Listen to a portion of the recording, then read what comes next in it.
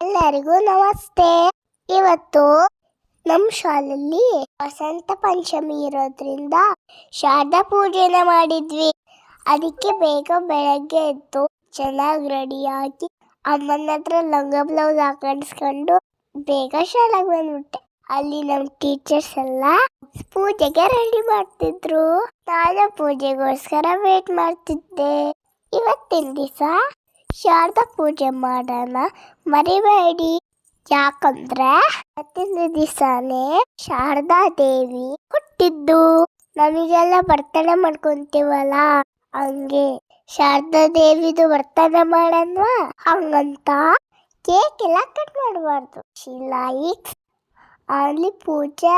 ಅದಕ್ಕೆ ನಾವು ಪೂಜೆ ಮಾಡ್ದು ತಿಂದ್ರ ಅವಳಿಗೆ ಖುಷಿ ಆಗುತ್ತೆ.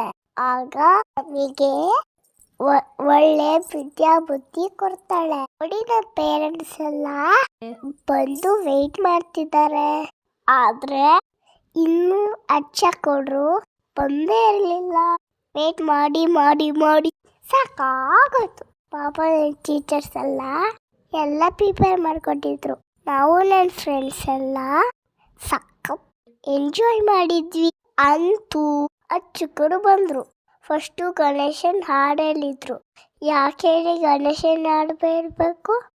ಫಸ್ಟು ಯಾವುದೇ ಪೂಜೆ ಮಾಡ್ಕೊಂತ ಮುಂಚೆ ಗಣೇಶನ್ ಪೂಜೆ ಮಾಡಲೇಬೇಕು, ಎಲ್ಲ ಒಳ್ಳೆದಾಗುತ್ತೆ. ಅದಾದ್ಮೇಲೆ ಇವತ್ತೇನು ವಿಶೇಷ ಅಂತ ನಮಗೆ ತಿಳಿಸ್ಕೊಟ್ರು.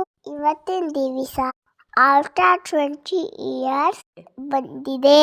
20 years ಬ್ಯಾಕ್ ಶುಕ್ರವಾರ ದಿವಸ ಈ ವಸಂತ ಪಂಚಮಿ ಬಂದಿತ್ತಂತ. 20 years ಆದ್ಮೇಲೆ ಇದೇ ಸರಿ ಶುಕ್ರವಾರ ವಸಂತ ಪಂಚಮಿ ಬಂದಿದೆ.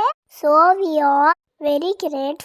ಅಂದ್ರೂ ಅಕ್ಷರ ಅಭ್ಯಾಸ ಮುಗೀತು. ಈ ದಿನ ತುಂಬಾ ಚೆನ್ನಾಗಿತ್ತು.